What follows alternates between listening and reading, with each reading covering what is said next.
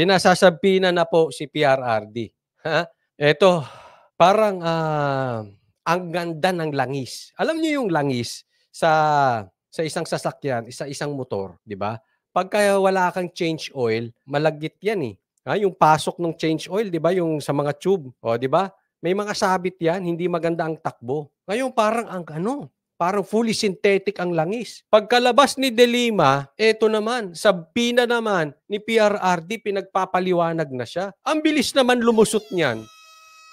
Lusot eh. Lusot agad. Ang bilis. Alam mo kung ito ay mako-compare natin sa isang gera, yung nangyayari sa mga Duterte at sa kanilang mga kalaban, kung ito po ay gera, hindi po tinantanan ang Duterte. Ang kanilang pasabog ay dire-diretso. Ang kanilang atake ay dire-diretso. Hindi sila namamahinga. Kaliwat kanan. Paglabas ni De Lima, eto, pang. Labas ulit. Sabina naman. Ganun po kabilis ang hustisya ngayon laban sa mga Duterte. Ang bilis, ang swabe. Alam mo, hindi naman ganyan normal na nangyayaring Oo, sige, posible na papatawag. Pero alam mo, kaduda-duda. Huwag po tayo maglokohan. Yung timing nito at yung bilis nito, napakasobra naman. Napakahalatang halata. Imposibleng walang kamay dito. Meron pong invisible hand na gumagalaw dito. Yang ganyang kabilis, yang ganyang kaswabe, yang ganyang kakinis na galawan. Ay nako. Imposible po yan. At talagang meron yung mga haka-haka ng mga DDS na meron talagang demolition job kay Sara at sa mga Duterte. Eto, nagkakatotoo. Napapatunayan, totoo. At hindi ito opinion.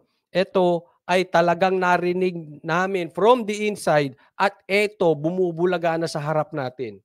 Nako-confirm. At itong confirmation galing mismo sa kanila. Ang bilis. December 4 at 11, pinagsusumiti rin si Duterte ng kanyang counter-affidavit. Ito ang kauna-unahang sapinang natanggap ni Duterte mula nang bumaba sa pwesto kaugnayan na reklamo. December 4, December 11. Ito po kung ako naman ay makakapagbigay ng payo kay President Duterte, alam kong wala po tayong karapatang magpayo kay PRRD dahil magagaling ang abogado niyan. Pero kung ako lang, ang tatanungin, yung December 4, 11, yung pagbelat niya yung pagbelat niya dati kay De Lima na gumanon siya, ulitin niya lang.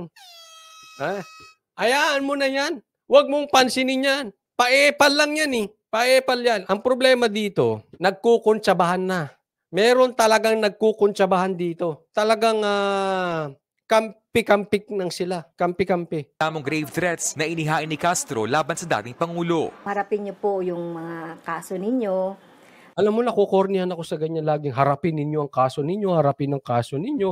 Bakit kayo? Yung mga nyo sa yung mga, ang hihilig ninyo sa mga human rights, kala nyo ang babait ninyo. Yung mga kaibigan mo sa bundok, ba't hindi mo sitahin? Di ba? Marami ka raw tropa doon.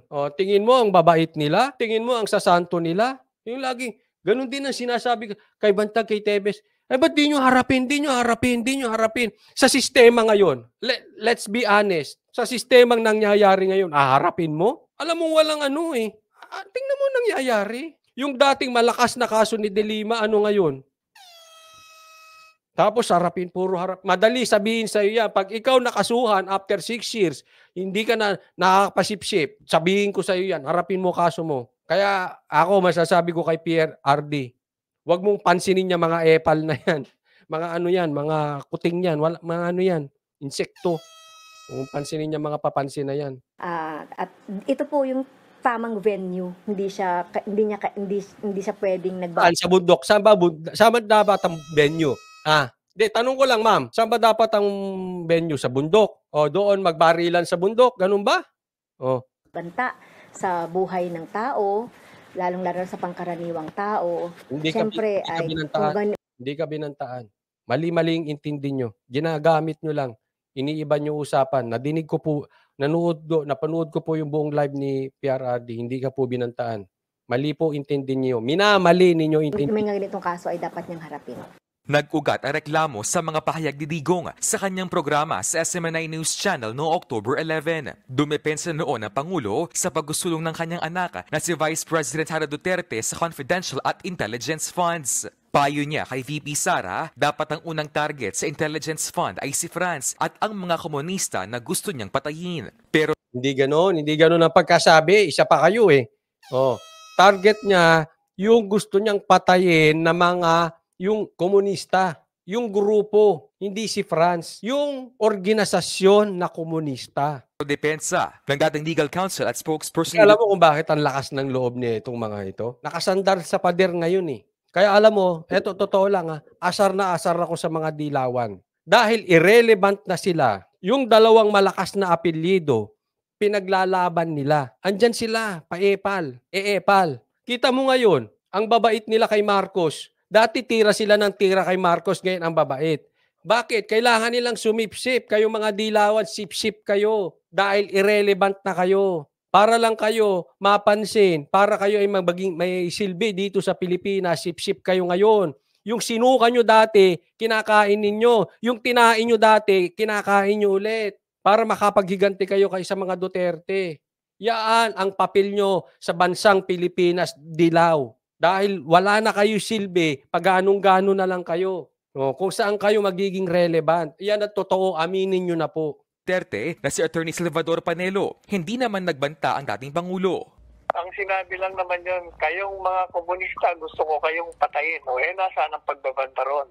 Ang pagbabanta, yung sabihin, oy, Castro, Okay. anong pangalan yung sinabi niya? France. Ang dami-daming France, pwede bang bansa yan? Kung ang sinabi ni Pangulong Duterte ay, Castro, France Castro, papatayin kita, abangan kita mamaya dyan. Yun ang grave threat. Aabangan kita, mamaya dyan. Yun ang banta. O, sabi niya, papatayin kita kung ganoon. Hindi yung, ako, gusto kong mamatay ang mga organisasyon na mga makakaliwa. Dahil yan ang salot sa bansang ito. Ibig ba sabihin ng grave threat? Hindi, tanga ka lang. Hindi po ikaw, Panelo, Attorney Panelo. Tanga lang kayo or nagtatanga-tangahan kayo. Hindi yun ang ibig sabihin. Napakahina naman ninyo eh. Tapos may magko-comment na naman dyan. Lagi ko nakikita yan eh. Ikaw, aminin mo na, dutae ka. Kakampi mo si Dutae. Ganun pa ang mga komento. Ganyan po kakorni yung mga trolls, no? Dutae. Oh, aminin mo. Tanga, anong aaminin ko? Itinanggi ko ba na DDS ako? Tingnan mo itong mga ito. Tanga talaga. Ikaw lang nandiyan dyan, Attorney Panelo, pero hindi ikaw. Ganyan po yung mga dilaw. Ha? Kaya sausaw, kita mo itong yung yamas na yan, sausaw ng sausaw, labas ng labas. Ang tanong, sige, uulitin ko paulit-ulit yung tanong. Sino ang mabuti sa inyo? Si Dilima, si Ontiveros, si Leni. Sige nga, sinasabi nyo laging mahina si Duterte. Sino malakas sa'yo? Si Dilima, si Trillanes, si Ontiveros, si Leni. Yamas, makinig ka. Huwag mong bulahin yung sarili mo. Hindi yung mga panamaan nyo, hindi mananalo. Ang lakas nyo mga na mahina na si Duterte, mahina na. Pag tinignan mo naman yung mga kanilang mga kakampi, wala din. Banta. Pero si Castro, nanindigang siya ang tinutukoy ni Digong. Meron talagang magpapatunay doon sa buong video na yon na ako yung tinutukoy.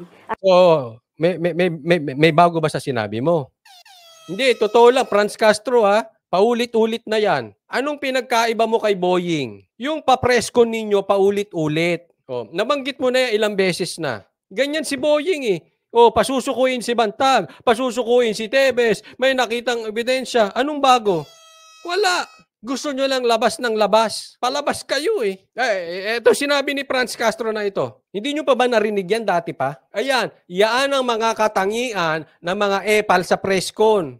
Kailangan, ulitin mo ulit. Bukas, pa-preskon ulit. Sa susunod na araw, preskon ulit. Araw-arawin mo na. Kaya ng ginawa ni Boying, araw-araw, for how many weeks, paulit-ulit yung sinasabi. Para hindi ka mawala. At, syempre, pag maingay ka, may project kang malaki. Tuloy mo. Tuloy-tuloy mo lang yan. At ako lang naman talaga yung nag-question ng confidential fund doon sa Kongreso. Bukod kay Duterte, ipinatawag din ng piskal si Castro, kaya naghahanda na raw sila ng mga testigo at ebidensya. Anong testigo at ebidensya. Kailangan pa ba ng testigo yun sinabi? Buong Pilipinas narinig yung sinabi ni Duterte. Ano kailangan testigo ron? Lahat po testigo. Tanga. Kasi alam ko naman yung kalaban ko ay makapangyarihan. Kahit na wala sa pwesto yun, meron pa rin siyang kapangyarihan. Sabi dito ni Eduardo Gacos, sabi niya. Hindi ako nagsabi nito si Eduardo Gacos. Coach Oli, ginagamit lang kayong mga sikat na vlogger. Ay, hindi po ako sikat. Si Banat Bay sikat? Oo. Ako hindi. Banateros kasi laos na siya. Si Llamas ginagawa kayong content coach. So nga panay ang banggit niya kay Banat Bay na nag-aaya daw si Banat Bay ng people power. Hindi ganun. Hindi po kami ganun. Wala kaming, ako and I'm sure ganun din yung kapatid ko. Wala kaming kahilig-hilig makisama sa mga parali-rally. It's not our style. You're so corny. It's 2023 na. Iba na po ngayon. Ang importante ngayon, social media at timing. Nagtatawag daw ng people power si Banat. Hindi kami ganun. Tanga talaga sila. Parang nung nagsabog ng katangahan sa mundo, sinalo lahat ng dilaw. May mga resources, may mga influence, kaya talagang paghahandaan namin ito. Kung si Castro todo handa, ano kaya Paano paghahanda? Hihingi ka ng budget para magiging hakbang ng dating Pangulo? Thank you Sa po. tingin ko, i-ignore lang ni Duterte yun. Nagbabalita mula sa front tama. I-ignore mo lang yan, PRRD. Huwag kang pumunta ron. Pwede. At saka pwede namang abogado lang. Papansin yan. Kasi pag pinansin mo yan, tataas pa presyo niyan. Pinansin ako. Nalabas ulit ako sa media. Meron na naman siyang bragging. Ay, mahirap. Mahirap tong ginagawa namin. Kailangan ng project. Hindi. Project. Congresswoman Kailangan ng project. Di ba? Lahat naman ng congresswoman kailangan ng project. Mahirap. Ang hirap ng congressman na walang project. Di ba? Proyekto.